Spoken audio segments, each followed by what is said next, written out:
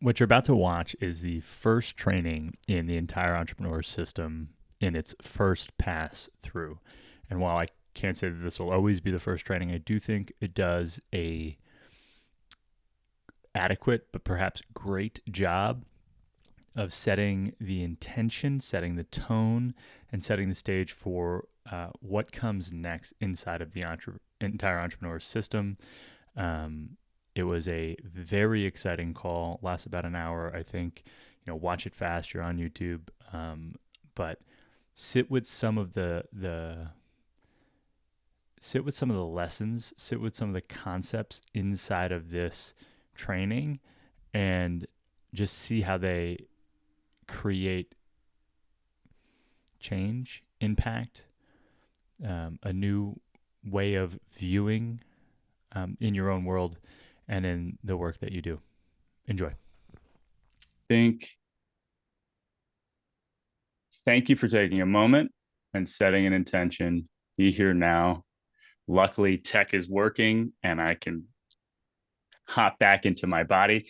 My intention for this call slash for these 12 weeks is, in a word, be. In a short phrase, it's be who I say I am. And you're going to see that kind of show up a bunch and be repeated constantly. Be who I say I am. Be who you say you are. Do what you say you will do. Is going to end up being everything. And so that's the intention for this call. I'm going to be here, be who I say I am, and hopefully consistently model the way. And so as I prepared for this call, as I prepare for these 12 weeks, uh, there's a very real chance that it could feel like drinking from a fire hose, um, which some people like. Dogs do it. Children play in fire hose. Like you can imagine the summertime beauty of a fire hose being open, right? Like that's cool. Um, Not necessarily sustainable. And so,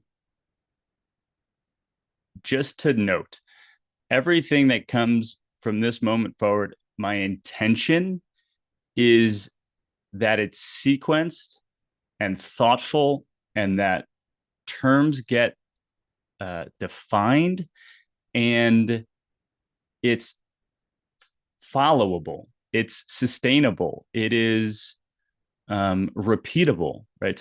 So rather than overpower with some sort of abundance of maybe value or whatever, I'm going to try to use a domino sequential process that, at least in my mind, should be able to move information and knowing into yours in a way that is logical and easy to follow. And so the process that we're going to follow will be kind of explained on this call and then lived into over the next 11 or 12 weeks, however you think about weeks. But you watched the video, hopefully, of the power of small actions stacked over time when you watch tiny dominoes knock over large dominoes. It's not the most compelling or high production value video, but it's the promise of this system is that when things are lined up in our lives, in our businesses, we can we can do little light lifting and see large impacts. And so another thing I want to say, trust the process, but also test the process. Nothing that I'm going to say or ask of you, I'm not doing myself or have not thought deeply about. But in no way am I asking you to trust anything. just saying try it, test it. But the test has to have a statistical significance. There needs to be enough testing that we can point to it and say, hey, this worked for you, didn't work for me. One swing is not enough to assess how good of a batter you are, right? How good of a golfer you are. We need to be in it. And so that's what I'm going to ask. And when we think about in it, um, and when we think about what progress looks like, there are probably don't need that in screen. You could see my face still somehow. No, if I yeah okay. So when thinking about progress, there's a framework. I want to say University of Santa Clara, Barbara. There's some like hippy dippy California school that came up with this. This is not me. We have the goal line and the soul line. Okay. And so if hypothetically we're right here, right now, which is not truly how we would be mapped, but if that's a 0, 0, um, the ways that we'll attempt to assess progress is both on how are we tracking towards quantifiable, concrete, explicit goal setting. And this might map to our businesses. Everyone here owns, operates a business, is working on that as a core part of who they are and how they show up. But the other way is on this slightly more qualifiable, softer metric of how are we feeling? Who are we being? What's the depth of our relationships? What does our ability to commit look like? And so it is at least 2-dimensional. We can potentially argue 3 dimensions, right? But like at least 2 dimensions. We're looking quantifiable. What's the business? What's the metrics? How much money do I have? How much revenue are we making? Like those are great things, and we will definitely be paying attention to that. We will also be paying attention to this soul line metric. And so, as a example of what bad looks like, you might have a starving artist who is painting every day or making music every day or performing in their backyard this dance routine that means so much to them, right? They're a healer, a spirit guide, or whatever language you want, but like is about to get kicked out of their apartment because there's nothing quantifiable success wise is happening in their world. Similarly, imagine it goes into negative. You have like finance, suit, tie, business person crushing it, watching money stack up, gaming the market, winning constantly, but like cheats on their partner, is a liar, is a bad person, is aware of their own lack of integrity. That's like arguably worse than the starving artist who is just, hasn't made the jump into not wanting to be the best kept secret anymore. And so we can map into all these different places. My sense is that the only place to be is like here and consistently. It's like growing the possibility of where you can even be mapped. What does 10 out of 10 look like? 10 and 10 look like? What does it look like? And so that's what we're going to spend some amount of time on in this class, is like, or program or community or however the words end up feeling for you. But we're going to spend time just trying to live up here. And no matter where we start, like the course corrections, all routes lead to what is 10 out of 10. So to kind of fly backwards in time, right? So 2009, your fearless leader, me, was in college, and I got it through a series of unbelievable circumstances, got into this student leadership event. I was a sophomore in college, 20 years old.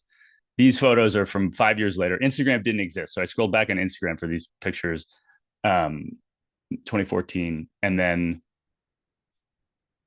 or at least Instagram didn't exist in my world. I don't know when Instagram started, but no photos existed on my account at all from 2009. So I assume it didn't exist. But this woman, her name is Frances Hesselbein. She, in a lot of ways, is considered the modern era's best leader. Peter Drucker, who gets read a lot in business schools and master level stuff, considered the father of modern management theory. He said that Frances Hesselbein, at the time she was the CEO of the Girl Scouts of America, made the Girl Scouts what we consider the best parts of the Girl Scouts that we know today are largely from the leadership she showed in the 80s and 90s in organizing and developing that business. Peter Drucker called her the greatest CEO in America. She was a nonprofit CEO. If you were to summarize all of the teachings that she ever did, she spoke to, so behind her in this, let's see if I can do it, laser pointer. That is Reagan. That is another president who I can't see the face in this photo. These are books by, you can see the laser pointer. Yeah. Jim Collins. So she was private sector, public sector, government. Everyone called her in to like teach us, oh, Yoda, 5'1", 100-year-old in these photos. Savant, teach us your ways. It boils down to one phrase. And I heard it in 2009, and it took 15 or so years for it to really, truly lock in. And her phrase is leadership is a matter of how to be, not what to do. 2009, I heard that for the first time. And I could say it to you.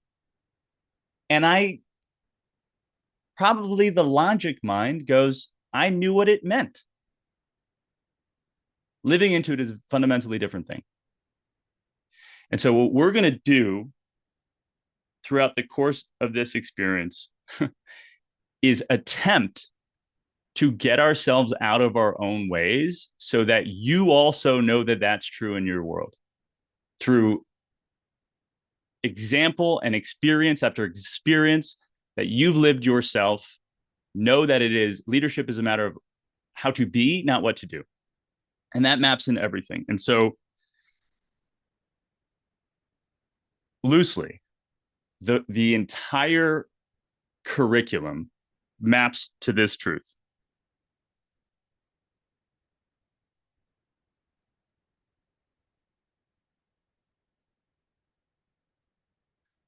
To be who we are being matters more than what we are doing, which matters more than the outputs we get from being and doing who we say we are. This is universal truth. We'll get back to that. This is a universal truth as far as I'm concerned. It doesn't mean, just because this is true, it doesn't mean that we always, in every case, need to start with some sort of Zen Buddhist, we need to be. What is being? Let's meditate on being. Oftentimes, we need to just work on being in action. Sometimes we need to update our goals and be aware, show some gratitude about what we actually have. And so it all works together, and we'll get into this. But this is, as far as I'm concerned, a universal truth. And the content that we're going to spend time in will unpack this idea of who we're being, we'll unpack this idea of what we're doing, and will improve how we think about having. That is the next 12 weeks and beyond potentially, but this is at least the next 12 weeks. This is what we're doing. And to turn it into a statement, what has really resonated with me is, no, we'll do this and we'll make it just bigger, fat. Uh,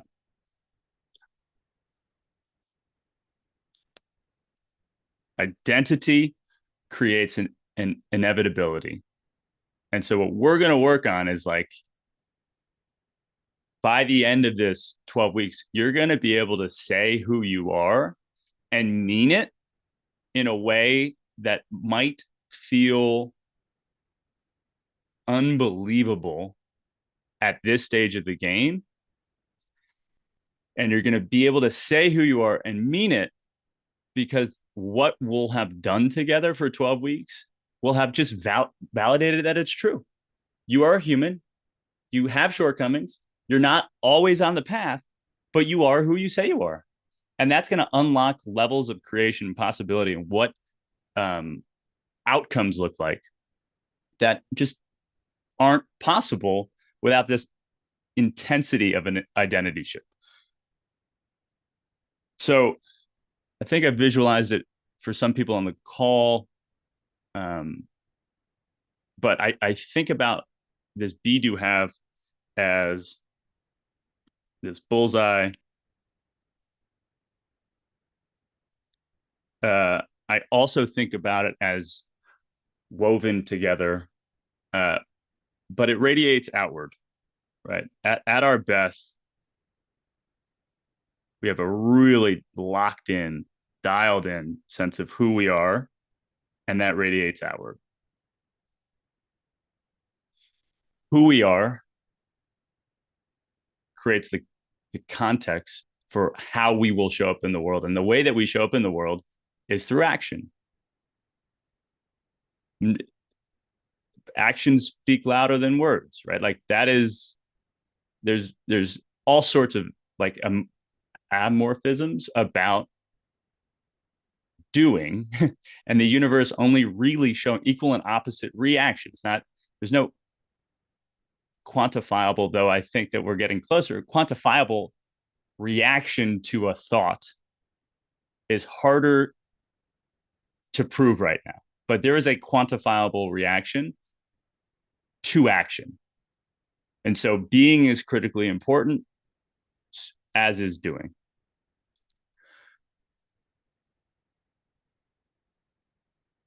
That said, we can't sleep on having, and we're going to attempt to graph it. If, and I'm no scientist, but if this is what a graph of action or possibility, like material science, chemistry is above my pay grade. But if this is what your normal action level looks like, or your potential energy, somehow I believe that this is true, and I know that the terms are true. Something can happen that pushes your action higher, your potential energy higher. It's called activating energy, right? I think having a clear sense of what we want, having a clear sense of the incongruence, like what's broken between what we want and what we have, can inspire action. And so there is an increased action. This is activating energy. The hurt that we might feel about what we want to have versus what we don't have might inspire more action. Chemical reaction happens, and then there is like a very beautiful call it resolution in chemistry, where there's action and then it dissipates into a steady state that is lower than the two chemicals before. And so I'm reaching into chemistry, a space I don't fully understand, to really just highlight a concept called activating energy. And so at some point, perhaps in our call, perhaps in the social media content, perhaps in however you got here, there was a moment where the incongruence of perhaps who you're being with who you say you want to be, what you're doing versus what you say you want to be doing, but more than likely, what present day having feels like compared to what you think you want to have. Want something there, inspired action, inspired that you begin this new thing that feels uncomfortable and scary and strange um and perhaps hopeful. I'm hoping there's a sense of hopefulness, not just terror about what did I get into. Um, but inspiration is a beautiful thing, and so we'll talk about how inspiration is not enough. We need motivation, and but motivation is not enough. Uh, we need to create a standard operating procedure. We need intentionality, and we need that when our intention is not being met, that discipline shows up to fill in the void that we've created and the space between our intention and what is happening, so that there's a chance that habit forms, and so that over time, with an increase in the consistency and the habit action, that maybe there's this like renewed sense or first time discovered sense of passion. So like inspiration might have got us here. We need to, over the next 12 weeks, get past inspiration. Inspiration, motivation is not a sustaining driving force. It might push us, but then we need something to pull us. So just flagging that what got you into the room, if it felt like some sort of a lack, we need to solve for it together. And so what we're going to do is not necessarily get more mindful, right?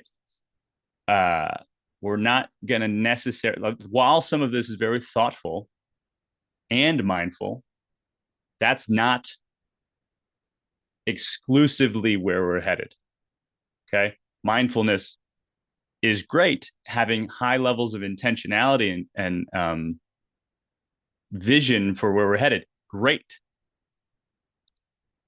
We're also, no one seemed to have illustrated this to me, but we're not in the business of trying to get interplanetary species to exist, right? No one here should be envious of the life Elon Musk lives. 20-hour workdays, high productivity. Let's just say he's somehow more efficient because of the intensity with which he approaches everything he does. That is not an envious state for me. And no one seemed to believe that this is an envious state that we're moving towards, or that you want to be moving towards. Okay. So if we're to map it, we have, that's a thought cloud. We have thoughts, mindfulness. So we'll call this intention. And then we have, I don't know, that's a cog in a wheel. We have production, ran out of space, right? We have Elon Musk, and then we have the monk, right? We don't want either of those things.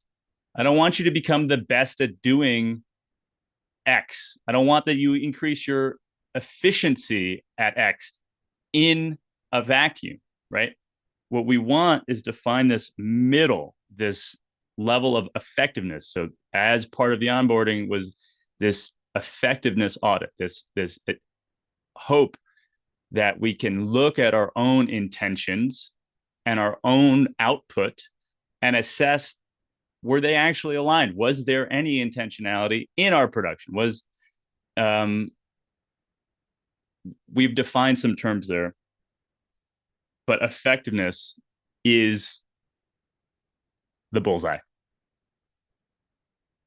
And so defining effectiveness, I did it in the effectiveness audit, but it's just that productivity is doing stuff, efficiency is doing stuff with less effort. Mindfulness is choosing what the right stuff to do is, effectiveness is that middle ground. It's knowing that with each unit of input, more output comes.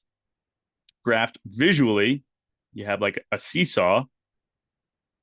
If we push down here, what might we be able to get done?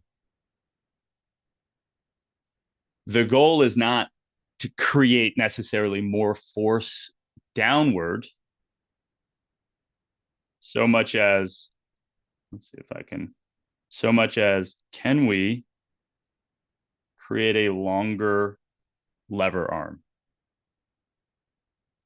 so that the force we apply can lift more. My knowing is that yes, we can. But rarely are people thinking about, well, so the other way, you have a lever arm, how do we create a larger fulcrum? So we have lever arm and fulcrum. Those are pretty much, there's a bunch of ways we do it, but the goal is not necessarily to increase the absolute value of the force we can apply to the system. Said directly, I don't want you working more necessarily.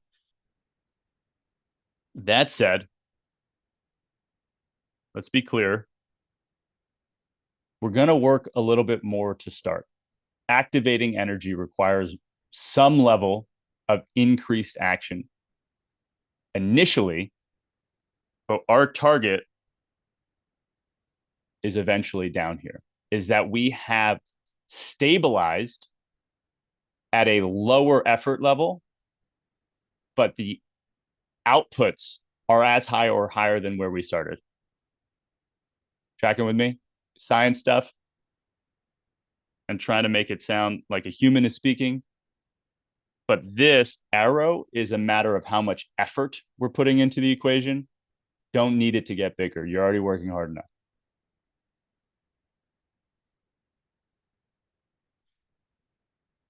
Cool.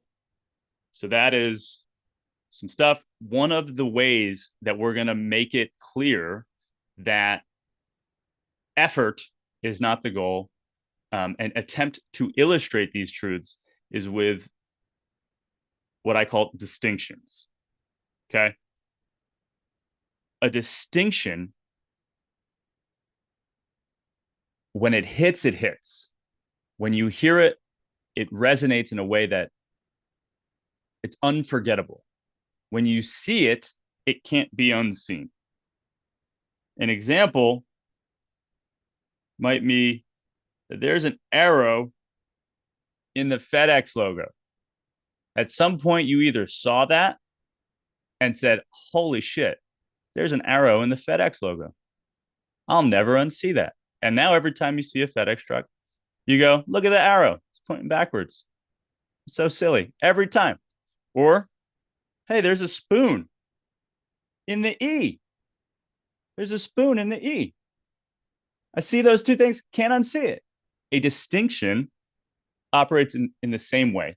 Once you've truly understood a distinction, it affects the way you see the world forever. No, there's no going back. There's no time before. You can't access that because it's worked. And so I'm going to go through a couple of distinctions just to set the tone at a high level about like what we're working towards together and how we're going to attempt to achieve it. And so distinction, transition versus, also, I'm a terrible speller, and that's okay. So that might be spelled wrong. Words will eventually be spelled wrong when I have to spell them in public. I'm come to peace with that. Transition versus transformation. Both are good. We are going to start transitioning the way that you see the world, transitioning the way you act, transitioning the way everything in your world looks, feels, and operates. But what our target is, to be absolutely clear, is transformation. When transformation happens, time and space can kind of weird potential is possible. The DeLorean was at 88 miles an hour. DeLorean accelerates. There is transition.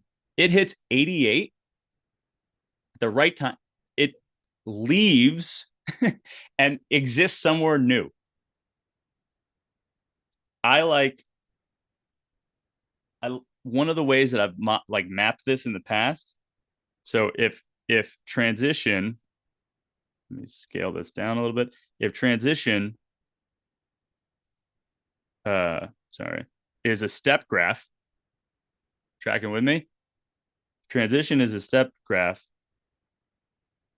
Transformation is a jump.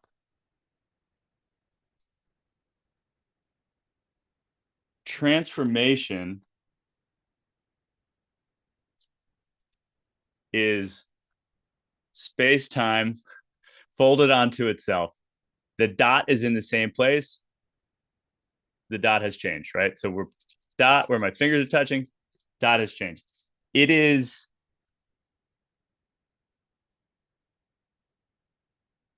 it feels silly. It feels like a over promise. And so I'm going to promise is transition. And then my belief is that if we stick and stay in it and be who we say are, do what we say we do, there will be a moment where the inspiration and motivation, intentionality, and discipline, all of a sudden it's a habit. All of a sudden there was this like, oh shit, I am the person who does the thing. I don't remember not. I can't be not that person now. There are moments where transformation comes from just a new level of knowing, from having a new word for the thing, having experienced it in this new way. Often it's a choice, and the choice is to be consistent. And then bang, all of a sudden identity shift has happened. That won't happen this week. Might happen this quarter, will happen if we stay in it. So we're working for transformation. It's a distinction. How to versus, make this bigger.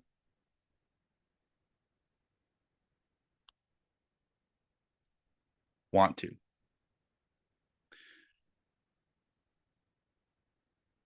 I will say this time and time again. I can almost guarantee it. The information is free or rounding to free. There's nothing that you're going to provide your customer, your client, your people that is in a vacuum, net new to the universe. There's nothing that you are going to want, or that the system that you think that we're building together, there's nothing you need to know that can't be known, that is not available online for free, that will not be accessible through me in this program, through each other, through your friends, through somebody. How to do the thing is never a true blocker. It's just a matter of wanting to do the thing and wanting to do it enough. Going back up, we have activating energy. Is there a want that is adequately large that enables you, to make sure it's black, to roll the burden up this hill? The burden of watching the YouTube video, the burden of making whatever project a reality, the burden of learning how to do whatever you think you need to learn before you do the thing. Is the want to enough to make you roll that ball up this hill?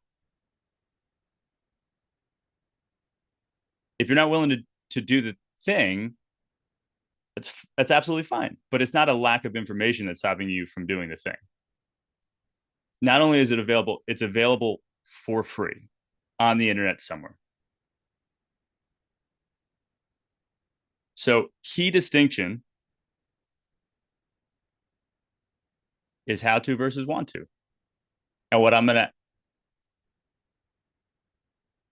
gonna require, but what I will continue to mirror back to you is that all the problems are a want to versus how to problem. You want to be on this call. How do I find the link? Cool. Let's work on that. Let's work on how to find it. We're just like, it is solvable. We'll get in it. I got to do internet. I got to download Zoom on my iPad. I got like requisite want to. It's figure outable. Only always. This is a critical one, and this is going to be part of the homework for this week. Expectations versus probably 1E agree, 1G agreements. Agreements. Expectations are premeditated resentments. One of the most powerful sentences I've ever heard. Having an expectation is having premeditated resentment.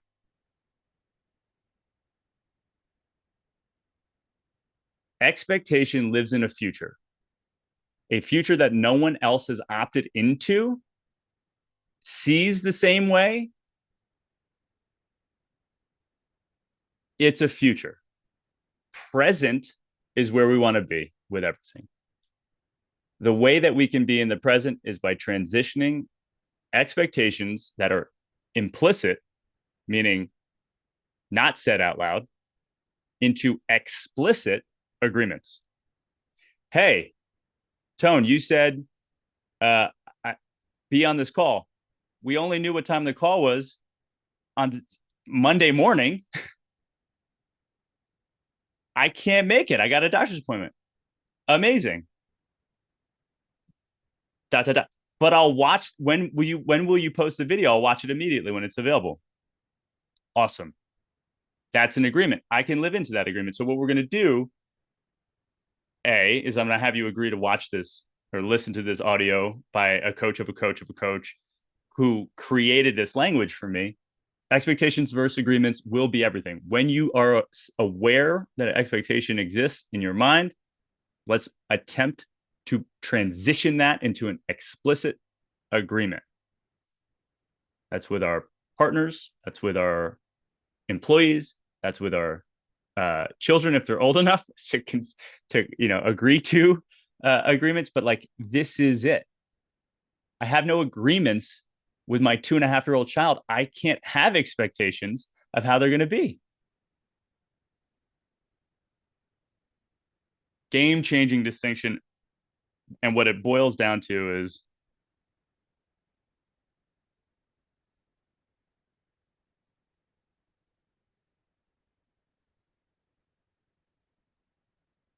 communication over everything. One of my favorite / least favorite movies is the movie The Breakup / every movie that is rom-commy in any way is a illustration of how failure to communicate ruins everything. If we can be in communication early, say what's actually going on early and honestly, everything is figure outable. Agreements can be updated. We got to be in communication and we got to be making agreements. The last,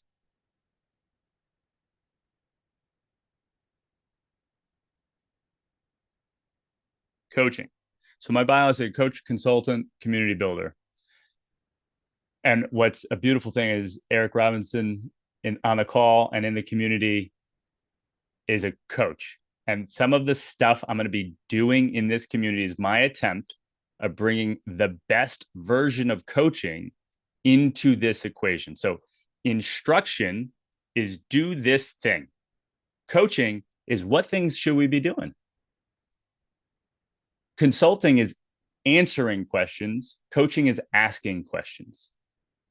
You might have noticed if you looked at other people's bios or read some of the introductions so far, almost no one, if you were to map it, like the Venn diagrams, almost no one is overlapping. There's wellness to some degree. And so, physical therapy slash hot yoga slash maybe jujitsu, people sweat and are bendy, right? But like there isn't consistency in the exact business that anyone is building. There's definitely no consistency in what we're interested in outside of our vocations, right? Our intentionality, like the 5 I's are different. Mapped, we would all be in different corners of what a person might be. So I can't instruct you to do anything any specific way. What I can do is coach. And what I might do is offer insight into what's worked for me or guide you in some way that feels like it might solve some problems. But when people say like this is the exact step by step on an instructional level, there are some assumptions that just break in reality. I don't know what it's like to have 2 kids. I have one. I don't know what it's like to operate a studio with 5, 6 coaches. I can't. But what I can say are, here are some good questions that are coming to mind for me. And so expect on the continuum of coaching and consulting, coaching, asking questions, consulting, answering questions, is that we're going to be over here more often than not because I can't pretend to know your world. Right. And so in the jujitsu, and there will be jujitsu references in the jujitsu experience, is that there are countless instructionals, instructing versus coaching, instructionals that give you step by step by step by step. This is the perfect armbar, comma, from guard. It's 14 steps. You do this just like this. You do that just like that. You do this just like this. Now go. My body's not that guy's body. My opponent's not that guy's opponent. What are we talking about here? This is instruction versus coaching. The coaching is, hey, do elbows bend further than that? No. Can you find a way to make your opponent's arm move in that direction and hit an end range?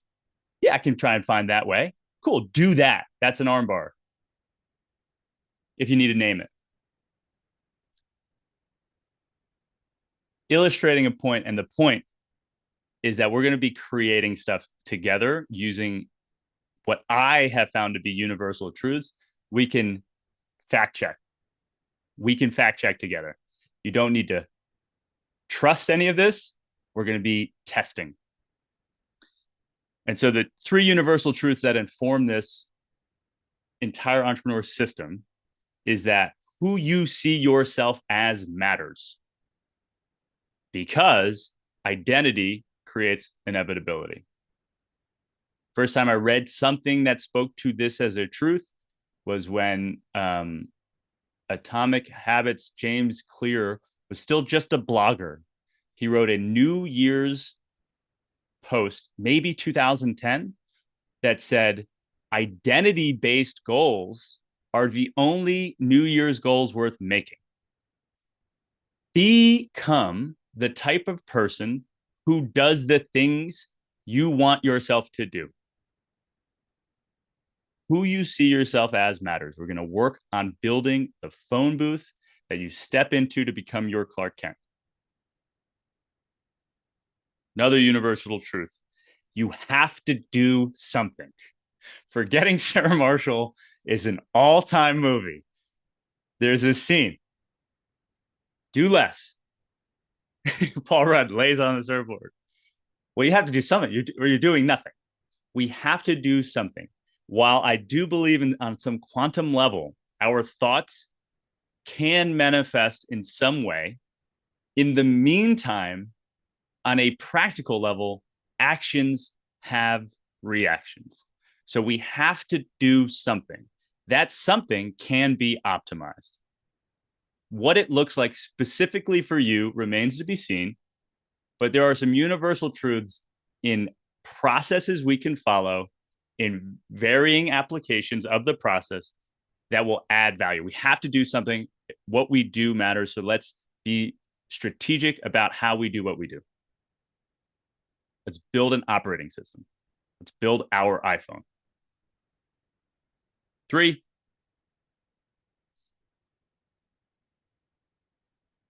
there's a photo in front of it. We can strategically increase the surface area of our own luck. If our outcomes, if the things we earn could boil down to being at the right place at the right time, could be luck. Great. Let's call it luck. I know that there are ways to increase the surface value of our luck.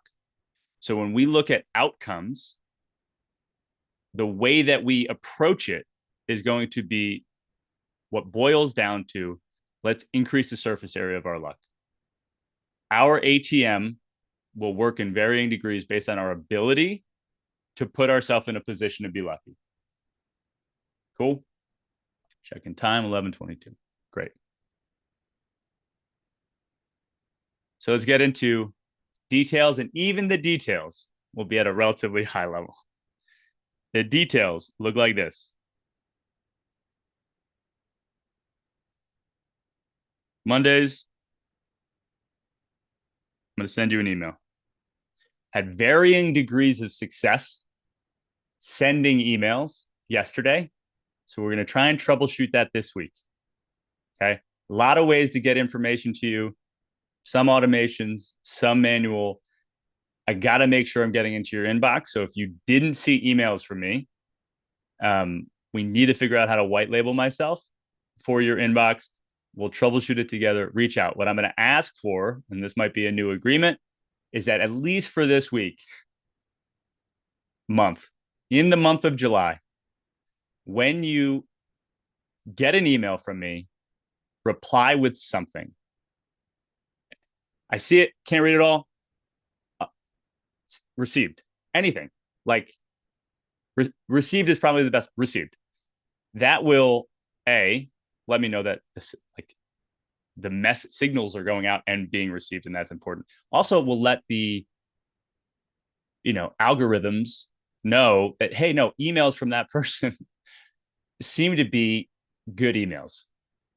We got to figure out how to white label me for you. One way is going to be by saying received. On Tuesdays, we're going to have trainings. Right now, I have them all scheduled for 10:30 in the morning. There's a world where I send out links and we say how many maximum amount of people can be at the trainings on Tuesdays. And we try and select for that time. There's a world where it's just consistent. This is when it happens. They will be live. You will be welcome to participate. But an important part of this is the intention here is asynchronous. I don't need you to be on my timeline, but what we need is that what lives here and potentially in my heart too, has a way to get into you. And so consumption and then action based on the new information is what matters. So on Tuesdays, I'm going to try and record and then immediately put it in a place where you can consume it. On Tuesdays, I'd love for us to try and agree to consumption of the information or participation in the creation of the information. That's also great. On Wednesdays, we're going to have workshops or office hours. So you've consumed it. We've talked through it. We do some FAQs or question and answer Q&A at the end of a Tuesday call. Wednesday, we're going to work on applying it practically, or what it might look like to apply this practically into your world. Live and available. You can watch other people's questions. Also going to be, as quickly as possible, put online so you can consume it at your own, air quote, leisure. And then on Friday,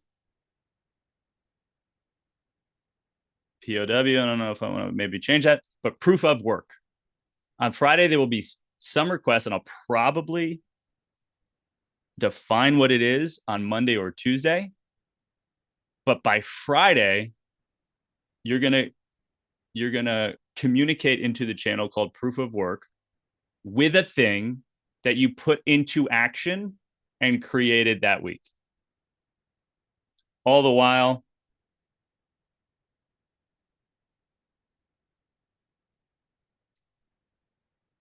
we're going to be chatting, troubleshooting in app. Okay. When in doubt, put it into the chat, put it into proof of work so that questions you have are likely questions other people have. Hey, I don't know how to, where's the link to the thing?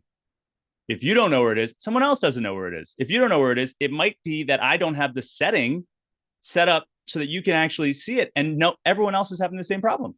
Throw it into the chat. We'll troubleshoot in real time. Everyone, you can help everyone. Coaching should be opted into, right? But like, hey, would you like some perspective with this? Or explicitly, hey, I would love your perspective on this thing. So people are opting into feedback. But like, let's start with the chat, transition to DMs in the app, and then as needed, everyone in this cohort has lightning coaching. We escalate into that. So in terms of details, this is what a week is going to look like. We're going to be in Zoom on the live calls, have Zoom on all the devices that you want. We're going to be in the app, have the app on your phone, have it on your computer, have it on your iPad, have it on all of the places where it could add value.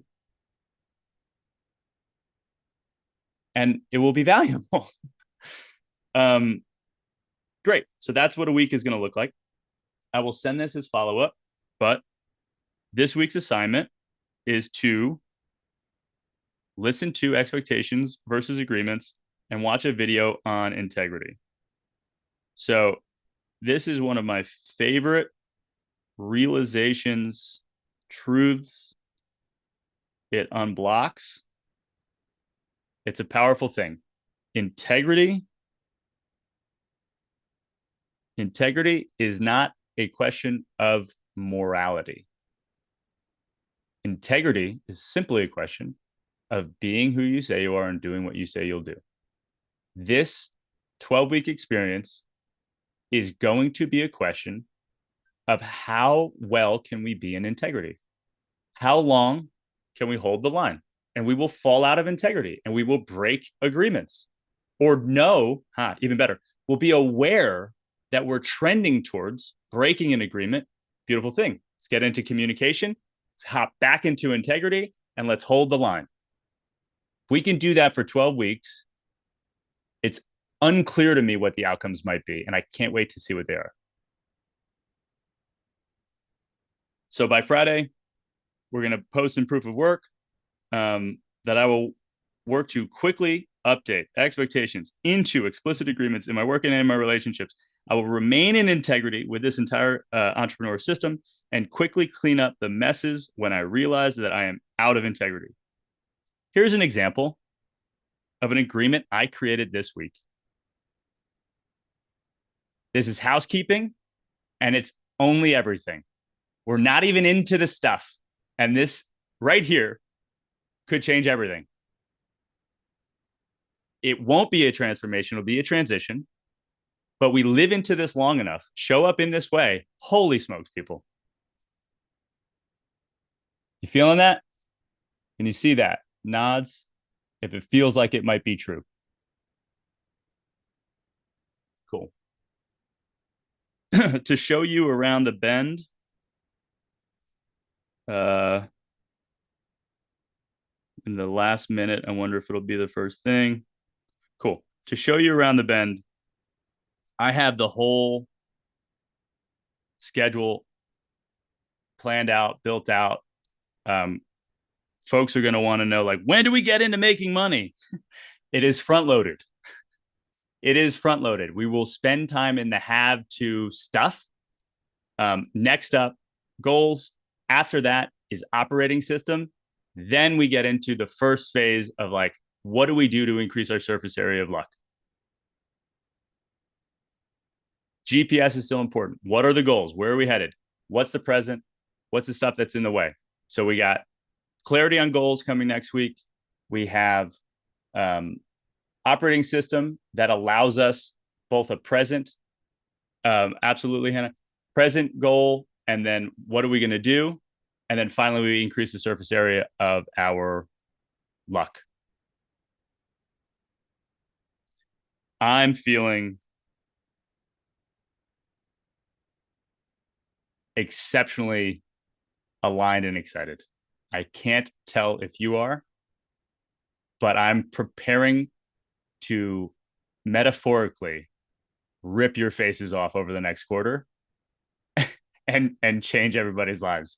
But I can't do it. It's going to be like how we interact, how we play, how much fun can we have in trying these new scary, sketchy things. Cool. We are now in Q&A. I've taken 1 extra minute than my intention. If you have any questions, now is the time. Otherwise, tomorrow at 10:30 is going to be, if it's possible for you, is going to be an opportunity to mix and mingle and meet and greet.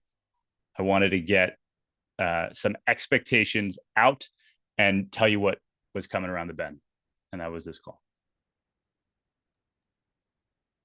First call. Thanks, Tony. Great stuff, Awesome. man. So you're going to post all of this in Circle as well? Correct. So this Okay. has been recorded. It will be posted and then accessible in 1 or 2 spaces. Unclear exactly how it will work practically because I have not uploaded into Circle just yet.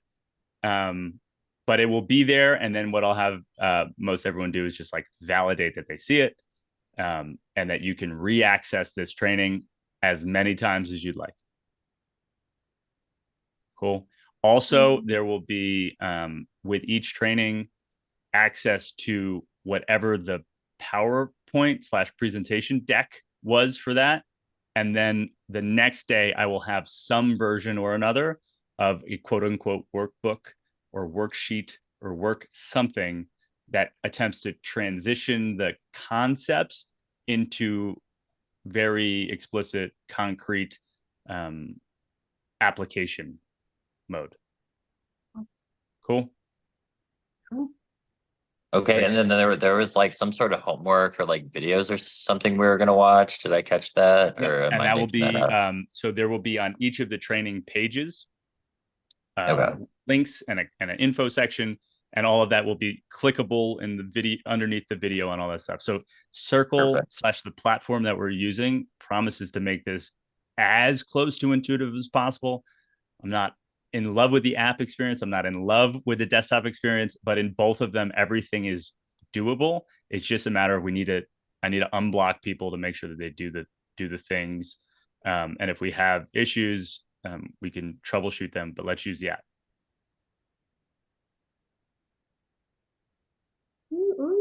Thanks so much, Tony. Really excited to be in the program. The test drive of this was 13 minutes. So I hope that it didn't feel like I was rambling. And I hope that it felt coherent and powerful and got you excited. It was great. Indeed, it did, man. What's the app you're using to do the slides? Yeah. So notably is the answer. So I'm building the slides in Google Sheets, and then you can share it directly to Notably. It makes it a little PDF, and then Notably appears to be the best markup of PDF apps that I've found so far. Cool. Thank you. Cool. Of course. Any other questions? See you tomorrow? See you No tomorrow. problem if there are more questions.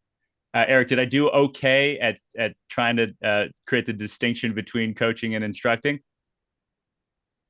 You're muted. We can't hear you. Oh, all good. It looked like it was a sort of a yes. So okay. All right. Awesome. All right, everybody. I'll see you in the app. DMs are open. Chat. That's the water cooler. And then I'll see you tomorrow if you're able to make the workshop office hours. Awesome. All right. Cheers, Thanks, everybody. Tony. Bye, everybody. Bye. So you mean to tell me you made it all the way through that? Cool. If you did, like, subscribe. There's a video, and I'll try to link to it, where or perhaps just audio, but where I deliver content to a high school graduating class that, I mean, this is over a decade ago, that maps to what I'm saying here perfectly. Check it out.